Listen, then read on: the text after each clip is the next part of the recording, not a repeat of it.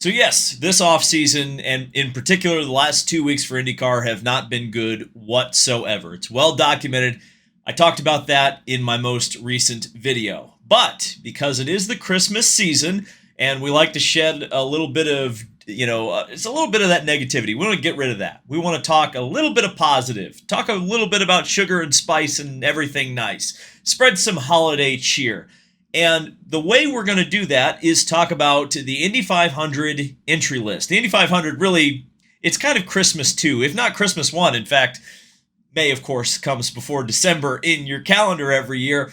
And it seems like, by all math and all calculations that I can make, the Indy 500 is already at 33 confirmed entries for the 108th running of the Indianapolis 500. And pretty easily, once we add a few unconfirmed Indy 500 entries, we're definitely going to have a bump day next year. I'm fairly certain of that. And we could have as many as 36 entries, or even possibly more. But that would be the biggest entry list that actually gets to May since 2019. It would be the highest entry list of the Roger Penske era. And any time that you can get bump day and the intrigue and all of that goes along with the Indianapolis 500, I think it makes it really good. And this video will also kind of double as an IndyCar silly season update because, of course, we will be talking about the full-time entries as well in this video because we have to, because they're part of the Indy 500 entry list.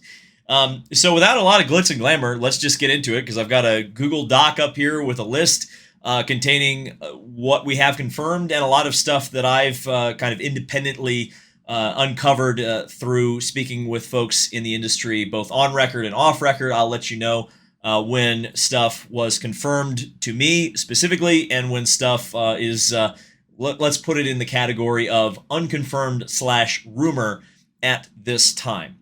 So the really easy team to get out of the way is Team Penske, because it's exactly the same as it was last year and exactly the same as it was the year before. The difference, of course, is now Joseph Newgarden is also an Indianapolis 500 winner. So add 3 cars for Team Penske: Joseph Newgarden, Will Power, the 2018 winner, and, of course, Scott McLaughlin, who is yet to win the Indianapolis 500 but continues to look better and better every year he comes to the 500. Of course, those will also be the full season entries for Team Penske, in case you were wondering. Chip Ganassi Racing is an interesting one because they are back to a 5-car entry for the entire season, and 3 of those drivers will be rookies at the Indianapolis Motor Speedway. We start out with Linus Lundqvist, his tumultuous time getting to IndyCar, finally getting some opportunities at the end of last year after winning the Indy Lights Championship 2 years ago now. Will race for Chip Ganassi Racing, replacing essentially Marcus Ericsson in the number 8 car. That car will have the American Legion sponsorship as that moves back to the number 8 car, away from kind of a split between 3 different cars in the Chip Ganassi Racing team. Scott Dixon is the only Indy 500 winner, previous Indy 500 winner, that will be on the Ganassi stable, continuing stability in the 9 car. I think we've come to expect that at this point. Alex Palou's back at Chip Ganassi Racing after all the lawsuits and all the craziness, and we'll have DHL sponsorship, which moves over from the Andretti Autosport team after Romain Grosjean left that seat to go elsewhere. Perhaps not by Romain's choice, though. And 2 rookies to the Indianapolis 500 at least. Marcus Armstrong will campaign a full season in the number 11 car, and Kyffin Simpson will move up from the Indy Next series, and he will fill out the roster. A true rookie, has not made an IndyCar start yet, and definitely an unknown for Chip Ganassi Racing. 4 cars from Andretti Autosport. There's not any surprises there. Typically, this team can expand to 5. There was some talk about that in the offseason, whether it was going to be a 4-car full-time team or maybe 5 at the Indy 500. But it's going to be 3 full-time and then 1 additional car for the Indianapolis 500. And that being Colton Herta, Kyle Kirkwood, and Marcus Ericsson, the 2022 Indianapolis 500 winner, moving over from Chip Ganassi Racing to join Andretti Autosport. And of course, Marco Andretti, the perennial Indy 500 only entry for that team. Again, a fifth is not happening. There was some talk that maybe some other drivers could possibly jump into that seat on a full-time basis. Actually, Tatiana Calderon's name was thrown out by, I believe, Marshall Pruitt of Racer.com. I had heard that James Hinchcliffe maybe had a shot of getting that seat, at least for the Indianapolis 500. But it is my understanding that that has totally fallen through, and it's just going to be 4 for Andretti Autosport. Also 4 for Aon McLaren. This is a team that garners a lot of headlines, and I'm expecting it will garner probably the most, for sure, headlines in the 2024 edition of the Indianapolis 500.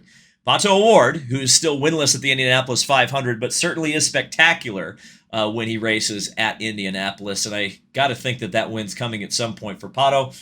David Malukas joining Aon McLaren in the number 6 car, replacing Felix Rosenqvist and moving over from the Dale Coyne Racing team. David's very, very strong on ovals. The Aon McLaren team, obviously very strong at the Indianapolis Motor Speedway.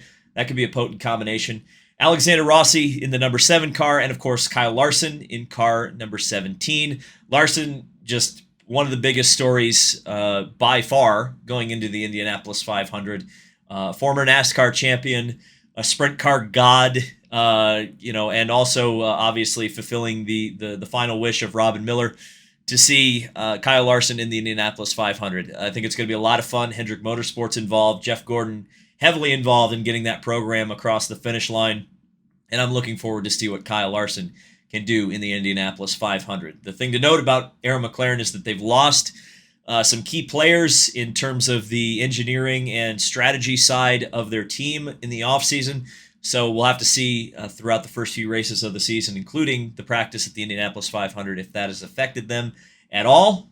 But you got to think that the setup book's pretty much the same every year for the Indianapolis 500. So I think they'll be all right. Rahal Letterman Lanigan, interesting team here. They ran 4 cars last year. There are 3 confirmed because of the full-time entries.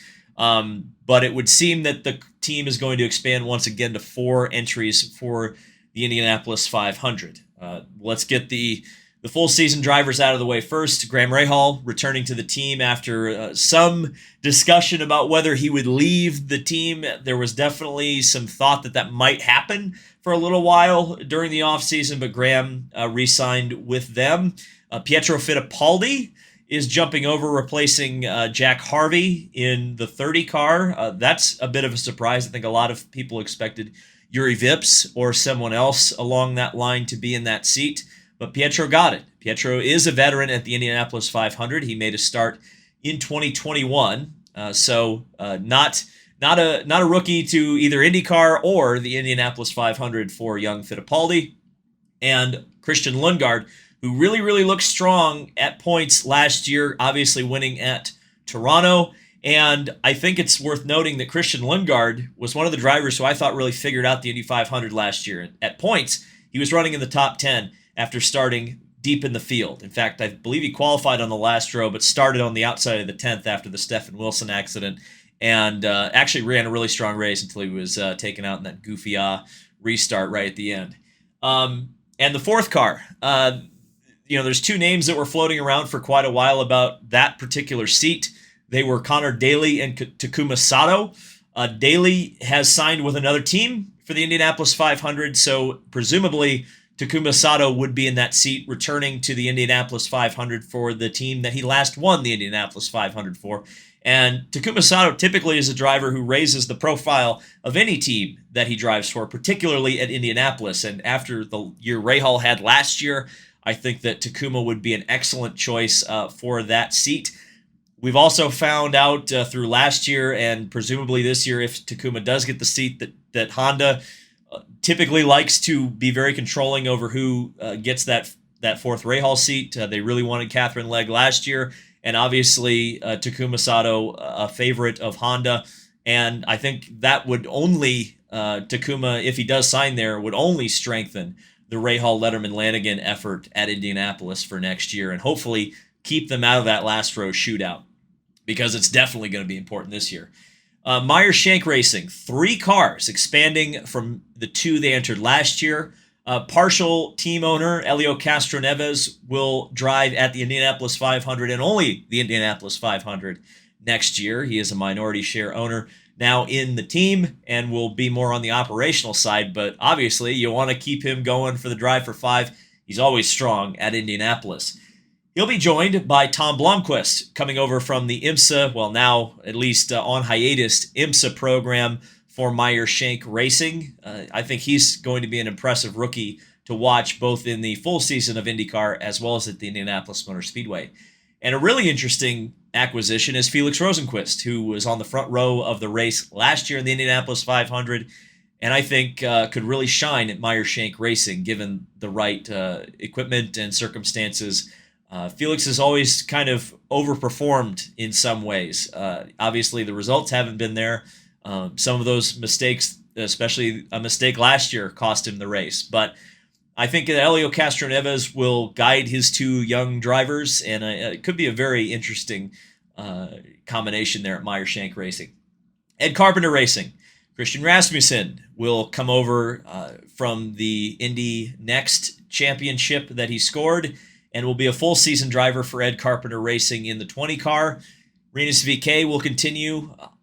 Rinus is just so strong at the Indianapolis Motor Speedway, but again, the results have not been there. A mistake in the pits cost him a great shot at the Indianapolis 500 crown last year. And of course, Ed Carpenter will be arriving just for the Indianapolis 500 next year in what I presume is car 33, but I can't remember if that was actually confirmed or not. I guess we'll find out shortly. Dale Coyne Racing is the only team that I've got two TBAs next to. You'd certainly expect that they'll be at two cars for both the full season and the Indianapolis 500. I don't expect that this team would expand to a third car, particularly looking at how oversubscribed Honda is already. There have been several names thrown around about who could be driving there from, Benjamin Peterson is one if the AJ Foyt thing indeed ends up not going in his favor. Devlin DeFrancesco has been mentioned for months and months and months as someone who could be going to that team. I guess you could even throw the name Callum Ilott out, though I'm kind of curious how an IndyCar program would work now that he has a World Endurance Championship commitment if he was to join Dale Coyne Racing. So we'll see how Dale Coyne ends up shaking out, but I would expect two cars from them. Do we know who's in those cars? Not yet. Juncos Hollinger Racing. This definitely is a little bit different from last year. I mentioned Callum Ilott, who led laps for this team last year in the Indianapolis 500.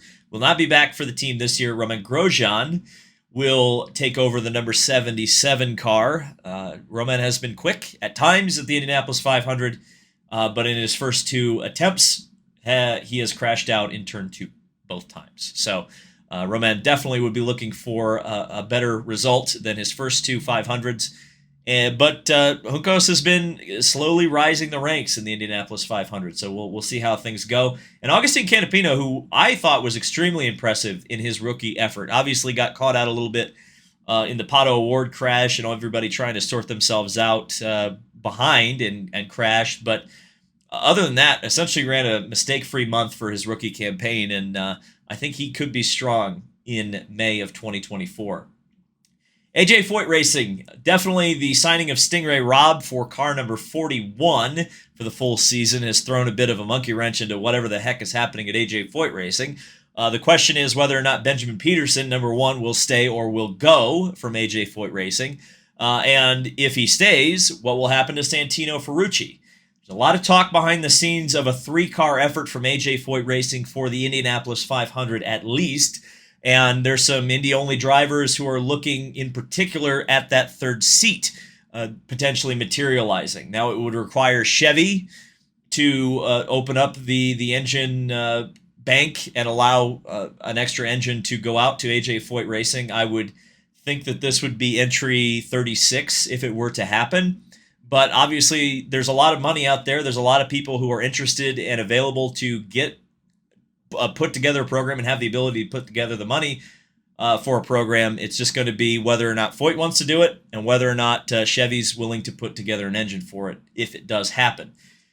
Dreyer and Reinbold Racing. Now, this was one specifically that I spoke to the team, asked them what's going on. The only thing they confirmed to me officially is that they are planning a two-car effort with cars 23 and 24, very similar to last year's effort.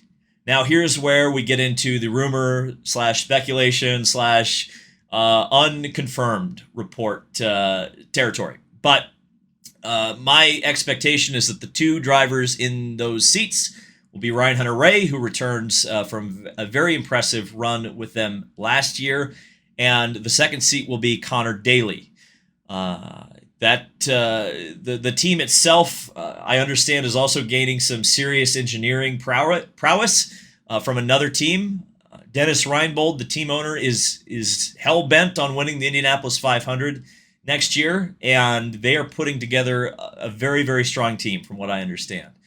Both in the driver lineup with Ryan Hunter-Reay and the support that will be behind them.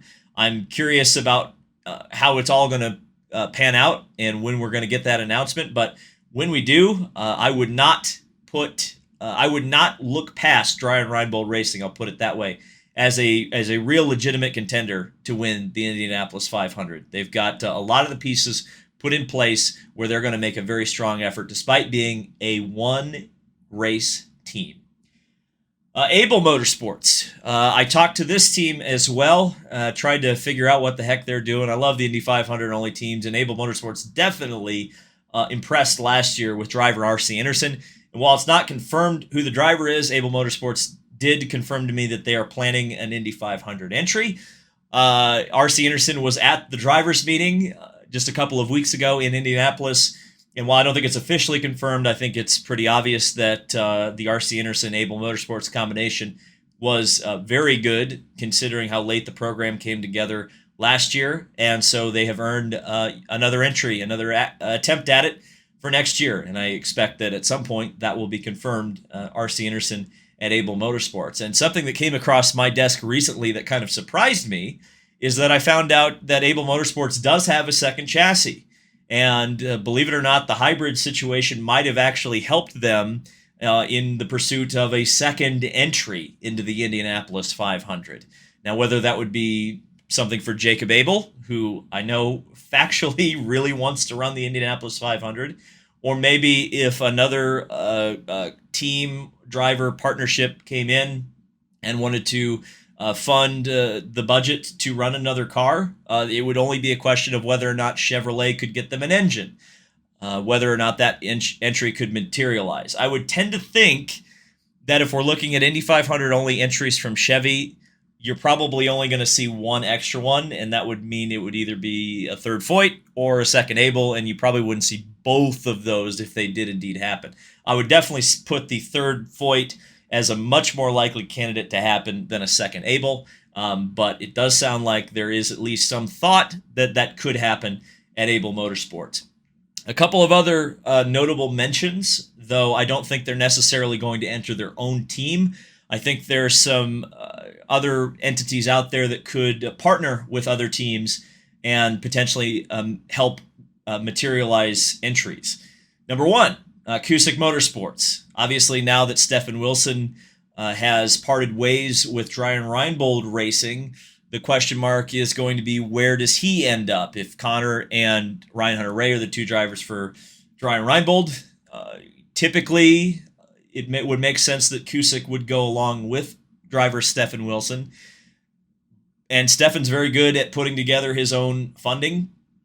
I think they have a pretty good budget already that they're shopping around. So the question is going to be, is that an Able car that they go to? Is that a Foyt? I mean, where does that entry materialize? I think is the only question for Cusick Motorsports and Stefan Wilson, if they do indeed stay together, which I would tend to think they'll definitely stay together in some shape, form, or fashion. And finally, the Spirit of the Speedway, a.k.a. Andretti Autosport. They've been affiliated with some Indy 500 entries in the past. I spoke to Will Marotti a couple of times over the past couple of months. They're definitely trying to do some things. They have quite a bit of budget. The question, of course, with all of these entries that are Indy 500 only entries is, where do you get an engine? And if you can get an engine, which team do you partner with to make that team whole? There's some other things that are interesting about Andretti Autosport that have just kind of been floating around for a while. They did have a potential IndyCar entry last season at a couple of races with driver Ed Jones. That ultimately did not happen, but it came very, very close. My expectation would be that Ed Jones would not be the driver if a Spirit of the Speedway entry did come together. But I would not put it past that particular nomenclature, Spirit of the Speedway, being affiliated with some sort of team somewhere in the Indianapolis 500, but in what capacity and how big the name would be on the car, I think that's the question mark that will have to be answered within the next 5 months. But positive news in IndyCar, there's 33 cars that I can check off the box right now that are going to be at the Indianapolis 500 next year. I think 34 is almost a guarantee.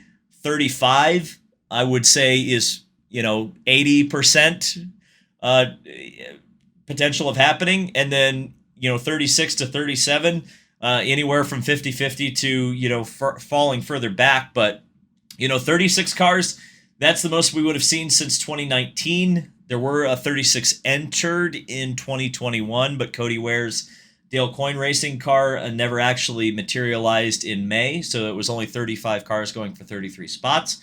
But I think in such a tumultuous time in IndyCar, it's good that we have some real positive things to talk about, and certainly May is going to be an awful lot of fun. I can't wait to cover it, and you guys know that this is the place to be for Indy 500 coverage. So thank you guys so much for watching. Merry Christmas, Happy Holidays to whatever you subscribe to and celebrate during this time. And even if you don't, spend some time with some loved ones and enjoy the season. And I'm looking forward to covering racing, IndyCar, all of it next year. Thank you guys so much, and we'll see you in the next video.